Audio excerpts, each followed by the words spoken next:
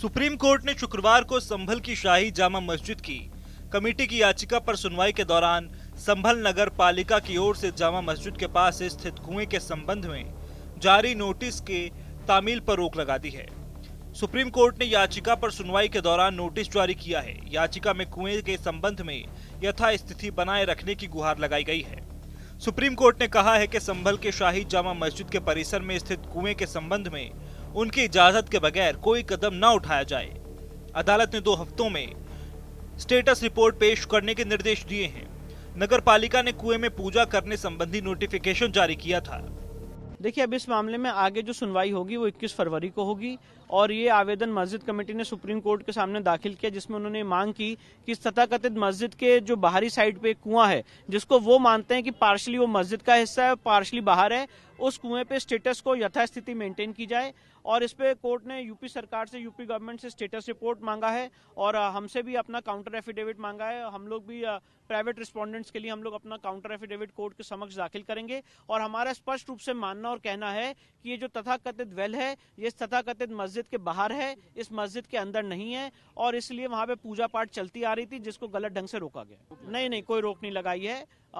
ये बात क्लैरिफाई हो चुकी है कि जो एनेक्शन नंबर 5 है इस एप्लीकेशन का, जिसमें नगर पालिका की नोटिस है, उस पर कोर्ट ने कोई रोक नहीं लगाई है। कोर्ट ने सिर्फ इतना कहा है कि राज्य सरकार अपने जो रिवाइवल का प्लान है, so far as this well is concerned, जो इस तथाकथित मस्जिद के बाहर है, वहां पे अभी कोई एक्शन नहीं लेगी। मामले की सुनवाई पूरी होने के बाद मीडिया से बात करते हुए हिंदू पक्ष के वकील विष्णु शंकर जैन ने कहा कि 2006 तक हिंदू उस कुएं में पूजा करते थे।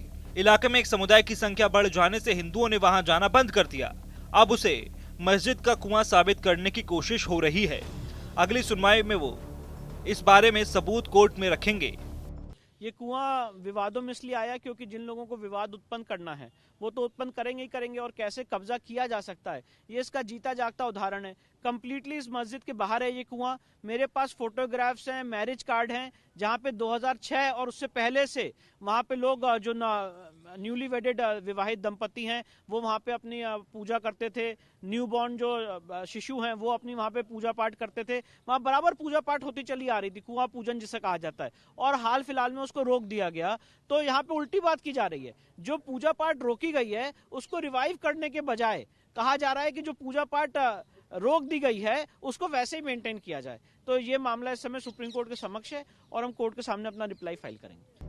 दरअसल मस्जिद पक्ष के वकील इसे सिर्फ मस्जिद का कुआं बता रहे थे और वहां किसी भी तरह की दूसरी गतिविधि पर रोक की मांग कर रहे थे, लेकिन कोर्ट ने कहा कि ये सार्वजनिक जगह पर बना कुआं है। मस्जिद के अलावा इसका इस्तेमाल दूसरे लोग भी कर सकते हैं। देखिए, वो याचिका जो हमने लगाई है वो इस वजह से लगाई है कि विभिन्न दैनिक समाचार पत्रों से हमें ये ज्ञात हुआ था कि जिसमें डीएम संभल और एसपी संभल ये योजना चला रहे हैं कि जामा मस्जिद के सीढ़ियों के बराबर में जो कुआं है उसकी सफाई कराकर उसे आम लोगों के लिए खोला जाए। उस पर पहले से ही उन्हें ये बताया हिंदू पक्ष ने कि हम यहाँ पर पूजा करते थे, दीवले जलाते थे, गुड़ चढ़ी होती थी। ऐसा कुछ नहीं है। वो मस्जिद की अराजी है और मस्जिद के परिसर में है और वो हमेशा से मुस्लिमों के उपयोग में आती रही है। वहाँ से वजू करने का काम किया जाता था, पानी भरा जाता था, उसमें हमने मोटर भी लगवा रखा। तो उससे प्रशासन और पुलिस कोई छेड़छाड़ न करे, इस बात की हमने याचिका सुप्रीम कोर्ट में लगाई है। आपको बता दें, सुप्रीम कोर्ट ने यह भी साफ किया है कि उसका आदेश सिर्फ एक कुएं तक सीमित है जो मस्जिद के प्रवेश द्वार के पास है।